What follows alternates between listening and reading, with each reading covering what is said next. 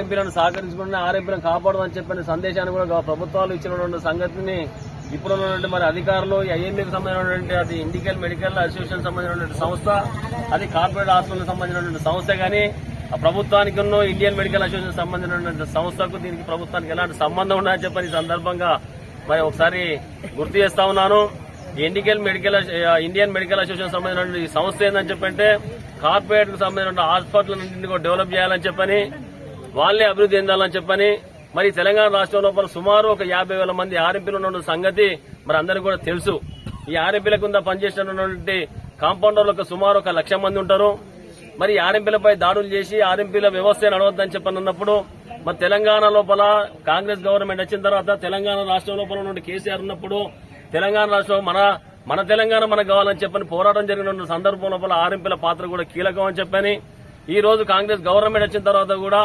మరి తెలంగాణ ఉద్యోగాలు లేనటువంటి సందర్భం లోపల చదువుకున్నటువంటి వాళ్ళందరూ కూడా ఉద్యోగాలు లేని సందర్భం లోపల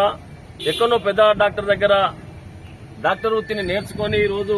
ఆర్ఎంపీగా వండుకుంటూ ప్రజలకు సేవలు అందిస్తున్న ఈ తరుణం లోపల మరి వారిపై దాడులు చేసి ఆర్ఎంపీల వ్యవస్థే ఉండొద్దని చెప్పని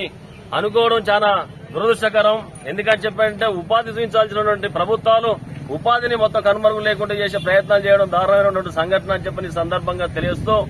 సుమారు 50,000 మంది ఆర్ఎంపీలు తెలంగాణ రాష్ట్రంలో ఉన్నారు. వాళ్ళ కింద పనిచేసినటువంటి కాంపౌండర్లు 1,00,000 మంది వెళ్తారు. వాళ్ళ కింద పనిచేసినటువంటి స్లీపర్లకు 20,000 మంది ఉంటారు. వాళ్ళకి సంబంధించిన వాళ్ళని నమ్ముకొని ఉన్నటువంటి మెడికల్ షాపులకు సంబంధించిన వాళ్ళకు కనీసం ఒక 30,000-40,000 మంది ఉంటారు.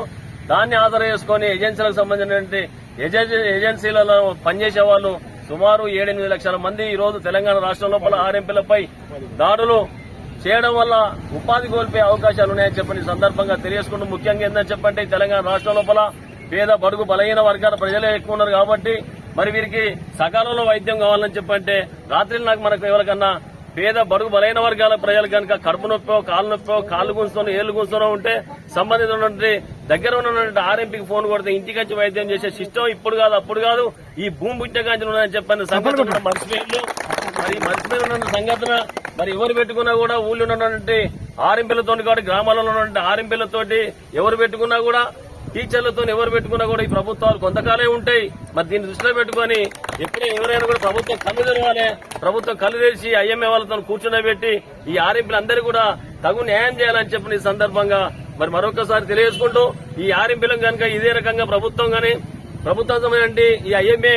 సంస్థలు గాని ఇదే రకమైన దాడులు చేస్తే ఈ ఆర్ఎంపీలను కాపాడుకోవడం కొరకు ప్రజలే కాపలా ఉంటారు, ప్రజలే సెక్యూరిటీగా ఉంటారు, ప్రజలే వాళ్ళను పెట్రోల్ తీసుకొచ్చి హాస్పిటల్ ముందు కూర్చొని ప్రజలందరి సమక్షంలో వాళ్ళతో వైద్య సహాయ సహకారాలు తీసుకుంటాం. ఆ రకంగా ఏమన్నా ప్రభుత్వాలు మనకు వాళ్ళ మీద నిర్బంధం చేస్తే మాత్రం తగిన రీతిలో ఈ ప్రజలందరం కూడా మేము బుద్ధి చెప్తామని చెప్పని సందర్భాలు తెలియజేసుకుంటూ